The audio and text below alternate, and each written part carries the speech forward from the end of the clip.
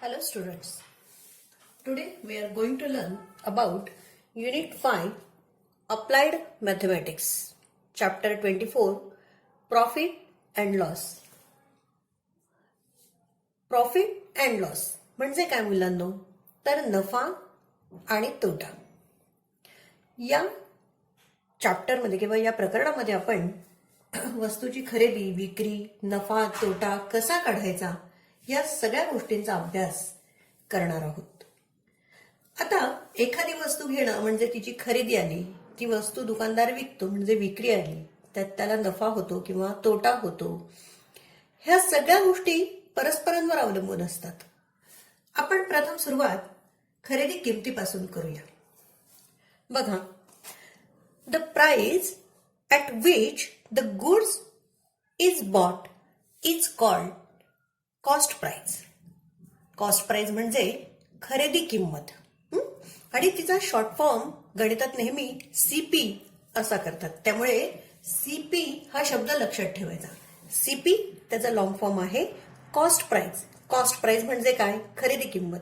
दुकानदार ज्या वेळेला आपल्याला एखादी वस्तू विकतो त्यावेळेला तो घाऊक पद्धतीने त्या वस्तू आधी खरेदी करत असतो आणि ज्या किमतीला तो त्या वस्तू खरेदी करतो तिला म्हणायचं आहे खरेदी किंमत.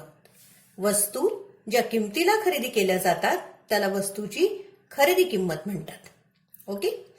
Second, the price at which the goods is sold is called the selling price. म्हणजे वस्तू ज्या किमतीला विकली जाते तिला वस्तूची विक्री किंमत म्हणतात.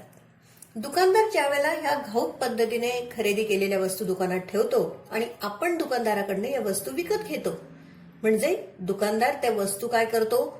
आपल्याला सेल करतो, आपल्याला विकतो. बरोबर.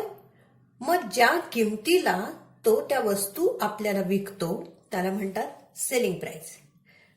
त्याचा शॉर्ट फॉर्म आहे एसपी. आपण यापुढे एसपी हाच शॉर्ट फॉर्म वापरणार आहोत. त्याला इंग्लिशमध्ये त्याचा लॉंग फॉर्म काय म्हटला जातोय? सेलिंग प्राइस म्हणजे विक्री किंमत. CP cost price, SP selling price. त्यानंतर if the SP is more than the CP there is a profit. म्हणजे कधीही जर विक्रीची किंमत ही खरेदीच्या किमतीपेक्षा जास्त असेल तर दुकानदाराला काय होतो? नफा होतो. म्हणजे उदाहरणार्थ दुकानदाराने एखादी 2 रुपयाची वस्तू आणली आणि ती वस्तू तुम्हाला 4 रुपयाला विकली तर दुकानदाराला जो काही एक्स्ट्रा जे काही मनी मिळतात किंवा जे एक्स्ट्रा 2 रुपये मिळतात ते काय असतं? त्याचं प्रॉफिट असतं. बरोबर. म्हणजे या ठिकाणी सेलिंग प्राइस जास्त आहे, एसपी जास्त आहे. एसपी 4 रुपये आहे आणि दुकानदाराने ती वस्तू 2च रुपयाला खरेदी केलेली आहे. सो त्याची सीपी आहे 2, त्याची एसपी आहे 4. आणि if the SP is more than CP then there is a profit. म्हणजे विक्रीची किंमत ही खरेदी किमतीपेक्षा जास्त असेल तर नफा होतो. And the fourth thing is if CP is more than SP then there is a loss. म्हणजे जर सीपी कॉस्ट प्राइस ही जर जास्त असेल कशापेक्षा? तर एसपी पेक्षा म्हणजे सेलिंग प्राइस पेक्षा कॉस्ट प्राइस ही जास्त असेल तर तिथे लॉस होतो. म्हणजे काय? खरेदी किंमत विक्रीच्या किमतीपेक्षा जास्त असेल तर तोटा होतो. उदाहरणार्थ समजा दुकानदाराने एखादी वस्तू 2 रुपयाला आणली म्हणजे ही त्याची खरेदी किंमत झाली, म्हणजे ही त्याची सीपी झाली आणि त्याने ती वस्तू जर मला 1च रुपयाला विकली तर 1 रुपये हा त्या ठिकाणी त्याला काय होतोय? तोटा होतोय. बरोबर. म्हणजे अशा पद्धतीने if CP is more than SP then there is a loss. या 4 गोष्टी आपल्याला या प्रकरणामध्ये अभ्यासायच्या आहेत. Now let's start the exercise. Exercise 24.1. The example is Nanasaheb purchased an ox for ₹32,000 and he spent ₹1,500 on transportation to take it at home. After 3 months, he sold it for ₹35,300. How much profit did he earn in this transaction.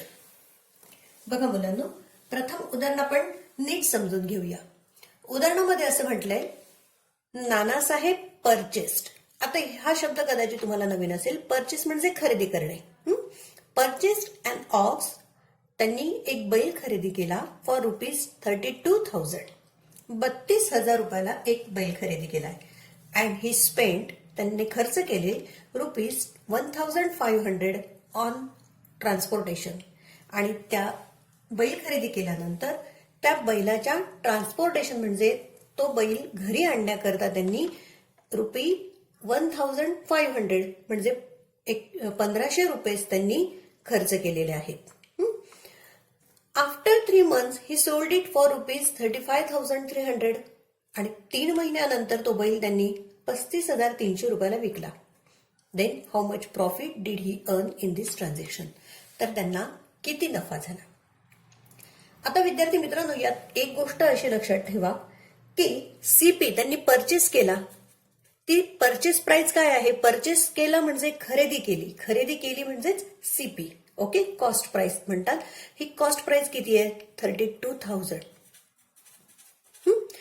यामध्ये एक ट्रान्सपोर्टेशनचा खर्च आहे आपला 1,500. हा जो ट्रान्सपोर्टेशनचा खर्च असतो हा सीपी मध्ये पकडला जातो. म्हणजे ती वस्तू त्या ठिकाणी घेतल्यानंतर ती घरी आणण्याकरता जो काही खर्च होतो त्याला ट्रान्सपोर्टेशन म्हणतात. याच्यामध्ये कधी कधी लेबर चार्जेस असतात किंवा कधी काही रिपेअरिंगचे चार्जेस असतात. जेही काही एक्सपेंडिचर असतात is incurred on transport, labour etcetera. This should be added to the cost price.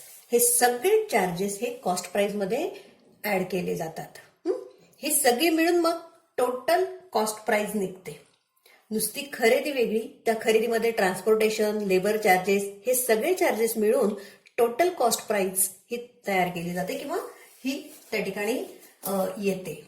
Okay, so आता आपण ट्रान्सपोर्टेशनचा जो 1,500 आहे ते आपण त्यामध्ये ऍड करणार आहोत. So CP is 32,500 plus transportation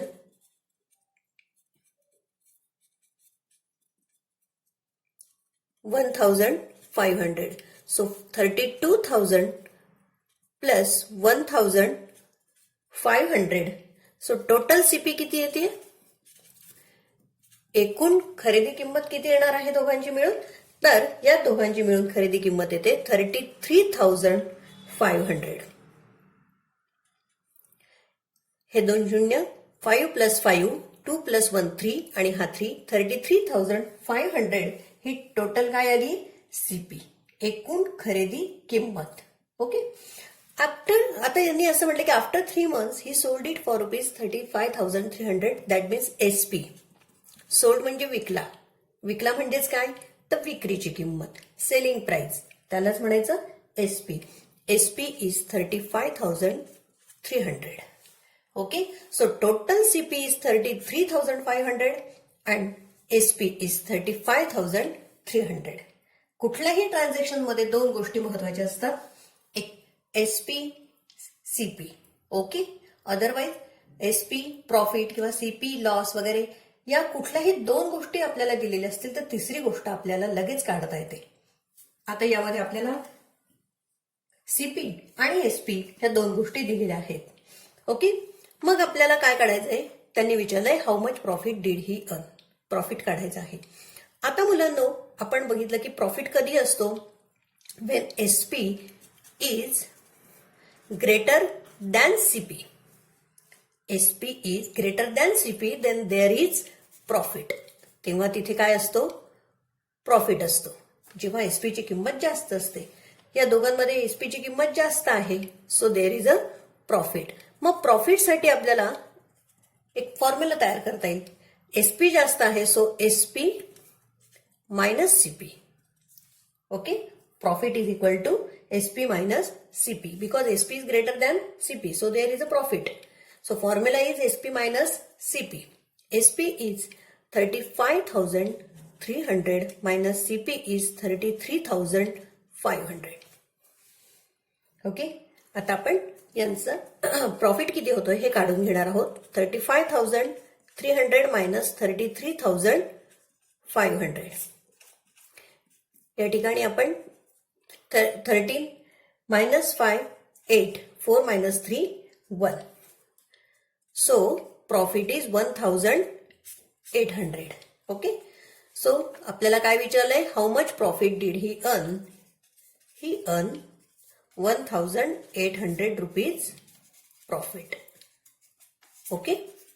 तर या व्यवहारामध्ये किती रुपये प्रॉफिट झाला आहे, तर 1,800 rupees is a profit. Okay. Next example. Second example is 240 notebooks were purchased at rupees 300 per dozen and sold it at a profit of rupees 36 per dozen. What is the profit? बघा, या उदाहरणात असं म्हटलं आहे 240 notebooks आहेत, they were purchased, खरेदी केले, at rupees 300 per dozen. So एका डझनाची किंमत आहे 300 rupees and sold it at a profit of rupees 36 per dozen. म्हणजे पर डझन 36 या पद्धतीचा प्रॉफिट घेऊन ते सोल्ड केले आहेत, ते विकलेले आहेत. Then what is the profit, तर किती प्रॉफिट झाला असेल. आता आपल्याला इथे डझनाची त्या ठिकाणी किंमत दिली आहे अँड हिअर इज 240 नोटबुक्स. इथे नोटबुक्स म्हटले. So we have to convert this notebook into a dozen. We know that 12 notebooks is equal to 1 dozen, right. So 240 notebooks is how many dozen? So 240 divided by 12. 12 twos are 4 and here is 0. 20 dozen notebooks. 240 notebooks, that means 20 dozen notebooks. They were purchased at rupees 300 per dozen. So how many dozen notebooks purchased? 20 dozen. पण ते कसे घेतले? 300 पर dozen. जर एक डझनची किंमत, पर dozen म्हणजे एक dozen, एक डझनची किंमत 300 रुपये आहे, तर 20 डझनची किंमत किती? ओके. या ठिकाणी आपल्याला त्यांनी असं म्हटलंय की and sold at a profit of rupees 36 per dozen. आपल्याला त्यांची सेलिंग प्राइस काढायची गरजच नाही, आपल्याला डायरेक्ट प्रॉफिट विचारलाय आणि त्यांनी म्हटलंय की 36 पर डझनने प्रॉफिट घेतलेला आहे. टोटल 20 डझन नोटबुक्स आहेत आणि एक डझन नोटबुक मागे त्या ठिकाणी 36 रुपीज प्रॉफिट घेतलेला आहे. तर 20 डझन नोटबुक मागे किती प्रॉफिट झाला असेल असं आपल्याला विचारलं. आपल्याला फक्त प्रॉफिट विचारलं, सेलिंग प्राइस विचारले नाही, म्हणून आपण ती काढायची नाही. So profit is rupees 36 per dozen, right? So profit of 20 dozen notebook is 36 into 20 is equal to 36 twos are 72 आणि हा शून्य 720 म्हणजे 720 rupees is a profit. Profit is rupees 720. विचारलं आपल्याला तेवढंच आहे. व्हॉट इज द प्रॉफिट, तर 720 रुपये हा प्रॉफिट झाला आहे. ओके. आता इथे सेलिंग प्राइस काढायची गरजच नव्हती, कारण आपल्याला त्यांनी डझनामागचा प्रॉफिटचा हिशोब दिलेला होता. आपल्याला त्यांनी सांगितलं की एका डझनामागे 36 रुपये प्रॉफिट आहे, तर 240 नोटबुक मागे किती प्रॉफिट असेल. आणि आपण काय केलं, 240 नोटबुकचे डझन करून घेतलेत आणि एका डझनामागे 36, तर 20 डझनामागे किती प्रॉफिट. सो आपण 720 हा प्रॉफिट काढलेला आहे. Then next example is third example. Shamu purchase. बघा, हा शब्द परत येतोय, नेहमी लक्षात ठेवा. परचेस म्हणजे काय, तर सीपी. Okay, cost price. 36 चिकू at the rate of rupees 10 for 2 म्हणजे काय, 10 रुपयाला 2. And sold them at rupees 24 for 4. Did he make a profit or incur a loss? How much? उदाहरणात आपल्याला काय दिलंय हे आधी समजून घ्यायचं. शामू परचेस्ड म्हणजे कॉस्ट प्राइस 36 चिक्कू. ओके, कुठल्या रेटने?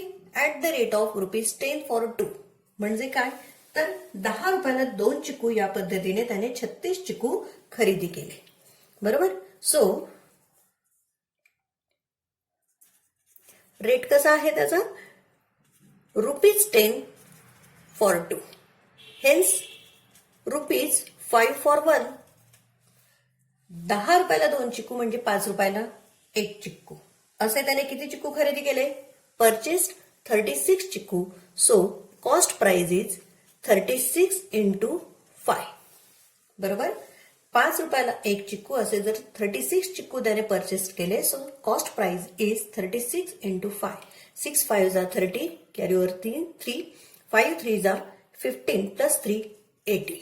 Okay, so 180 rupees is the cost price of 36 chikoo. Okay, मग म्हटलंय and sold them at ₹24 for 4. आता तो जो रेट आहे सोल्डचा, सेलिंग रेट, तो किती आहे? ₹24 for 4. बरोबर. 24 रुपयाला 4. 24 रुपयाला 4 तर एक कितीला मिळेल? 4 सख 24. So ₹6 for 1. आपण काय केलं? एका चिकूचा रेट हा काढून घेतलेला आहे. ₹6 for 1. एका चिकूला त्या ठिकाणी 6 रुपये. सो एसपी इज, त्याची जी सेलिंग प्राइस काढायची 36 चिक्कूचीच इंटू 6. आता या उदाहरणात तुमच्या लगेच लक्षात येईल मुलांनो की इथे 5 रुपयाचा एक चिक्कू आहे आणि इथे 6 रुपयाचा एक चिक्कू आहे. हे चिक्कू किती आहे? दोन्हीकडे चिक्कूंची जी संख्या आहे, the number of chikoos are same, 36. एका चिक्कू मागे 1 रुपया जर प्रॉफिट होतोय तर 36 चिक्कून मागे किती प्रॉफिट होईल? 36. हे आपल्याला पटकन समजेल किंवा आपल्याला हे लवकर समजायला हवं की आपण हे विचार करायचा की इथे फक्त एकचाच फरक आहे, म्हणजे चिक्कूंची जर संख्या सारखी आहे तर 36 हे उत्तर आपलं यायला पाहिजे. Okay, so 36 into 6 is equal to 6 6 जा 36, 6 3 जा 80 plus 3 21. 216 ही काय आली? Selling price. So cost price is 180, selling price is 216. SP is greater than CP. So there is a profit. SP मोठी आहे CP पेक्षा म्हणून तिथे काय आहे? Profit. So profit is equal to SP minus CP. SP is 216 minus 180. 216 मधून 180 आपल्याला या ठिकाणी वजा करायचे आहेत. 216 मधनं 180 गेल्यानंतर आपण 11 minus 8 3 36 हे उत्तर येईल. सो 36 चिकून मागे काय झालेलं आहे? आता हा काय झाला आहे? प्रॉफिट झालंय. ज्यांनी विचारलं DD make a profit or incur a loss, तर ही मेक अ प्रॉफिट ऑफ ₹36. आपण डायरेक्ट इथे उत्तर लिहू शकतो, प्रॉफिट ऑफ ₹36. 36 रुपये प्रॉफिट हा झालेला आहे. Okay, next example. Hair is the example seventh example जे 2017 ला पण आलेलं आहे. Example is Gauri spent ₹350 for repairing a TV set which was purchased for ₹14,500. After some days, she sold it for ₹16,000. Did she make a profit or incur a loss? How much? आता आपण जे पहिलं उदाहरण बघितलं ना ऑक्सचं, same त्या पद्धतीचं हे उदाहरण आहे. आणि मी त्या उदाहरणातही तुम्हाला ही गोष्ट सांगितली होती, when we purchase something the transportation charges, labour charges और the repairing charges are included in the CP. ते सीपी मध्ये ऍड करायचे असतात.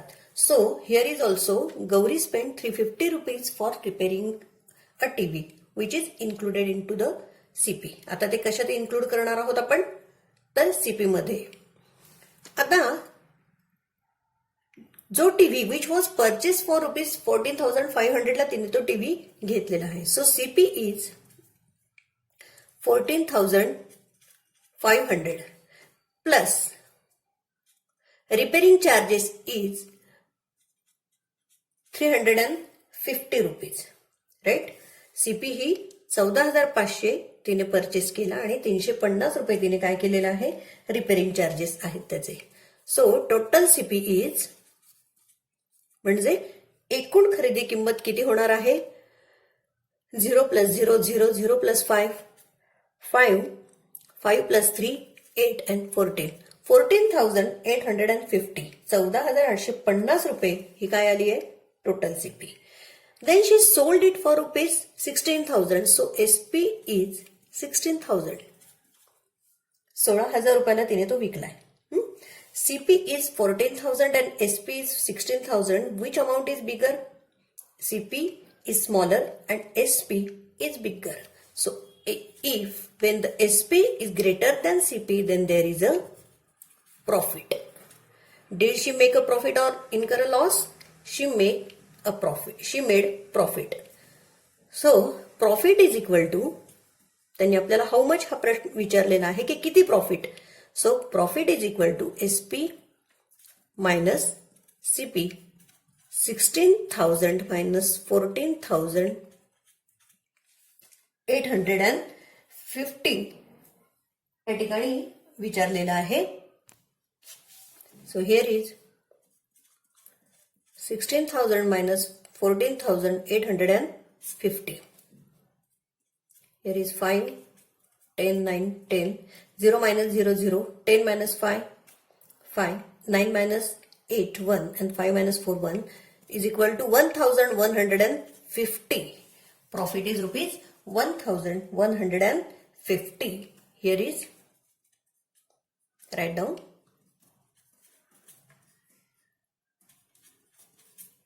Okay. Now the next example. Eighth example is when a shirt is sold for rupees 400. The profit earned is 3/8 times the selling price. What is the cost price of the shirt? बघा उदाहरणामध्ये आपल्याला असे विचारलंय when a shirt is sold, so they have given selling price. Shirt is sold for rupees 400. Okay, so selling price is 400 rupees.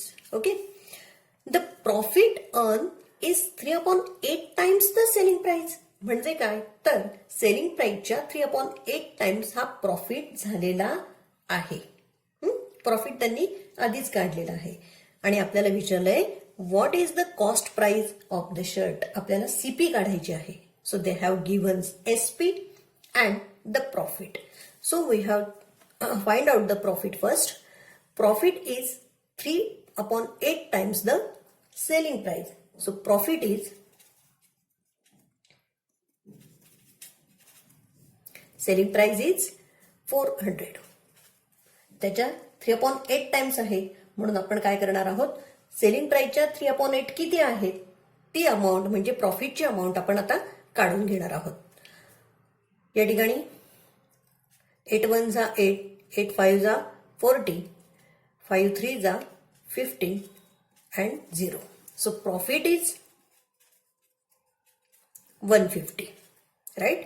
SP is 400 and profit is 150. They have given two things and we have to find out the cost price of the shirt. So आता आपल्याला दोन गोष्टी दिल्यात आणि आपल्याला cost price म्हणजे CP काढायची आहे. बरोबर. प्रॉफिट असताना आपण जो फॉर्म्युला आहे आपलं जे सूत्र आहे ते लिहून घेणार. Profit is equal to SP minus CP. Profit is 150 सूत्रात substitute the values in the formula. Selling price is 400 minus CP दिलेला नाही. We have to write down as it is. Okay. So 150 is equal to 400 minus CP. We have to find out the CP. So CP is equal to 400.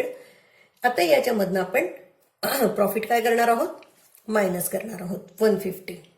So CP is equal to 400 मधून 150 गेले येतात 250.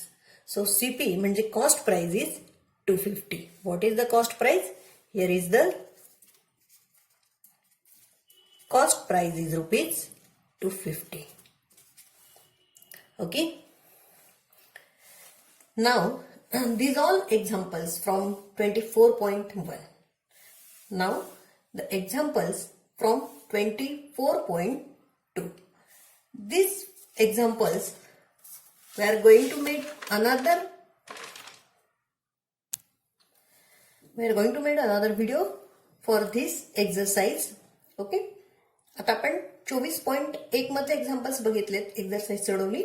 हे सर्व उदाहरणं तुम्ही तुमच्या गणिताच्या वहीमध्ये सोडवणार आहात. आता 24.2 साठी आपण दुसरा व्हिडिओ बनवणार आहोत. ओके.